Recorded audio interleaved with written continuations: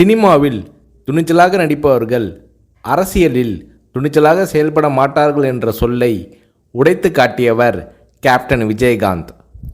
தமிழக அரசியலில் துணிச்சல் மிகுந்த அரசியல் கட்சி தலைவராக கேப்டன் விஜயகாந்த் அவர்கள் உருவெடுத்தார். கடந்த 2011ஆம் ஆண்டு சட்டப்பேரவை தேர்தலில் வெற்றி பெற்று எதிர்க்கட்சி தலைவராக கேப்டன் விஜயகாந்த் அவர்கள் தேர்வானார். அப்போது தமிழ்நாட்டின் முதலமைச்சராக ஜெயலலிதா அவர்கள் இருந்தார். இந்த நிலையில் சட்டசபை கூட்டத்தொடரில் பால் மற்றும் மின்சார கட்டண உயர்வு குறித்து தேமுதிக சட்டமன்ற உறுப்பினர்கள் கேள்வி எழுப்பினார்கள். அப்போது அதிமுக தேமுதிக எம்எல்ஏக்கள் இடையே கடும் வாக்குவாதம் ஏற்பட்டது.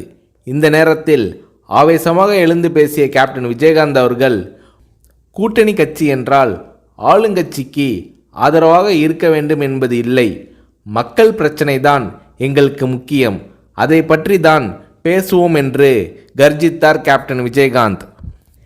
இந்த நேரத்தில் ஜெயலலிதா அவர்களும் கேப்டன் விஜயகாந்த் அவர்களும் மாறி மாறி கடும் விவாதத்தில் ஈடுபட்டனர். இது அன்றைய காலகட்டத்தில் பெரும் பரபரப்பாக பேசப்பட்டது.